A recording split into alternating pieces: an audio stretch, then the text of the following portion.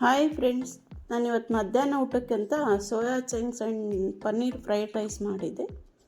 ಅದಕ್ಕೆ ನಾನು ಒಂದು 50 ಗ್ರಾಮ್ ಸೋಯಾ ಚಂಕ್ಸ್ ತೊಗೊತೀನಿ. ಅದಕ್ಕೆ ಬಿಸಿನೀರು ಹಾಕಿ 10 ನಿಮಿಷ ನೆನೆಯೋಕ್ಕೆ ಇಟ್ಟು, ಈ ಕಡೆ ಒಂದು 200 ಗ್ರಾಮ್ ಪನ್ನೀರ್ ತೊಗೊಂಡು ಅದನ್ನು ಚಿಕ್ಕ ಚಿಕ್ಕ ಪೀಸ್ ಕಟ್ ಮಾಡ್ತಾ ಇರೋದು. ಈ ಭಾಳಷ್ಟು ಚಿಕ್ಕದು ಪೀಸ್ ಅಂದರೆ ಈ ಶೇಂಗಾ ಸೈಜ್ನಷ್ಟೇ ಮಾಡ್ತಿರೋದು.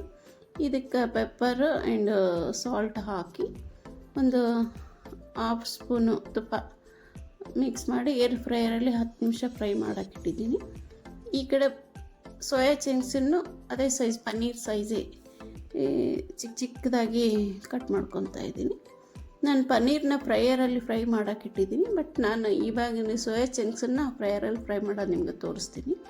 ಇದಕ್ಕೂ ಸೇಮ್ ಪನ್ನೀರಲ್ಲಿ ಹೆಂಗೆ ಹಾಕಿತ್ತಲ್ಲ ಹಾಗೆ ಪೆಪ್ಪರ್ ಮತ್ತು ಸಾಲ್ಟ್ ಹಾಕಿ ಚೆನ್ನಾಗಿ ಮಿಕ್ಸ್ ಮಾಡಿಕೊಂಡು ಇದಕ್ಕೂ ಒಂದು 1/2 ಸ್ಪೂನ್ ತುಪ್ಪ ಹಾಕಿ ಇದನ್ನು ಸೇಮ್ ನಾ ಹೇಳಿದ್ನಲ್ಲ ಏರ್ ಫ್ರೈಯರಲ್ಲಿ 10 ನಿಮಿಷ ಇಡೋದು. ಇದನ್ನು 10 ನಿಮಿಷ ಸೆಟ್ ಮಾಡಿ ತಗೊಂಡು, ಈಗ ಫುಲ್ಲು ಸೋಯಾ ಚಂಕ್ಸ್ ಅಂದ್ರೆ ಫುಲ್ ಕ್ರಂಚಿಯಾಗಿ ಚೆನ್ನಾಗಿರ್ತವೆ ಇವು.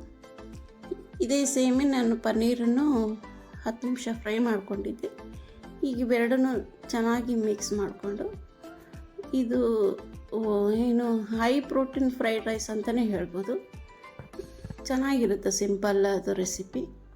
ಈ ಕಡೆ ಒಂದು ಗ್ಯಾಸ್ ಆನ್ ಮಾಡಿಬಿಟ್ಟು ಒಂದು 2 ಸ್ಪೂನಷ್ಟು ಎಣ್ಣೆ ಹಾಕ್ಕೊಂಡು ಕಡಾಯದಲ್ಲಿ ಜೀರಿಗೆ, ಸಾಸಿವೆ ಮತ್ತು ಬೆಳ್ಳುಳ್ಳಿ ಚಿಕ್ಕ ಚಿಕ್ಕ ಪೀಸ್ ಕಟ್ ಮಾಡ್ಕೊಂಡಿದ್ದೀನಿ. ಬೇಕಿದ್ರೆ ಕ್ರಷನ್ನು ಮಾಡ್ಕೋಬೋದು. ಅದಕ್ಕೆ ಹಸಿಮೆಣಸಿನ್ಕಾಯಿ ಹಾಕಿ ಅರಿಶಿನ ಪುಡಿ, ಉಪ್ಪು, ಇಷ್ಟೇ, ಜಾಸ್ತಿ ಮಸಾಲೆ ಏನೂ ಇಲ್ಲ ಇದರಲ್ಲಿ. ಇದಕ್ಕೆ ನಾನು ಮೊದಲೇ ಉದುರಾಗಿ ಅನ್ನ ಮಾಡಿಟ್ಕೊಂಡಿದ್ದೆ, ಅದನ್ನು ಹಾಕಿ ಚೆನ್ನಾಗಿ ಮಿಕ್ಸ್ ಮಾಡಿಕೊಂಡು, ಈಗ ಮೊದಲೇ ಆಲ್ರೆಡಿ ನಾನು soya chunks and paneer fry ಮಾಡಿಟ್ಕೊಂಡಿದ್ದೆಲ್ಲ ಅದನ್ನು ಹಾಕಿ ಒಂದು ನಿಂಬೆಹಣ್ಣಿನ ರಸ ಒಂದು ಅರ್ಧ ಹೋಳಷ್ಟು ಹಾಕ್ಕೊತಿದ್ದೀನಿ. ಇದಕ್ಕೊಂದು ಕೊತ್ತಂಬರಿ ಸೊಪ್ಪು ಹಾಕಿ ಮಿಕ್ಸ್ ಮಾಡಿದರೆ ಇದು ಹೈ ಪ್ರೋಟೀನ್ ಫ್ರೈಡ್ ರೈಸ್ ಅಂತಲೇ ಹೇಳ್ಬೋದು, ರೆಡಿ. ಇದಕ್ಕೆ ಒಂದು ಸೈಡ್ ಡಿಶ್ ಅಂತೇಳಿ ನಾನು ಮೊಸರಿಗೆ ತೊಗೊಂಡು ಒಂದು ಸ್ವಲ್ಪ ಅಲ್ಲ ಬೆಳ್ಳುಳ್ಳಿ ಪೇಸ್ಟು, ಉಪ್ಪು ಹಾಕಿ ಗ್ರೈಂಡ್ ಮಾಡ್ಕೊತೀನಿ. ನೀರು ಹಾಕಿಲ್ಲ ಇದಕ್ಕೆ,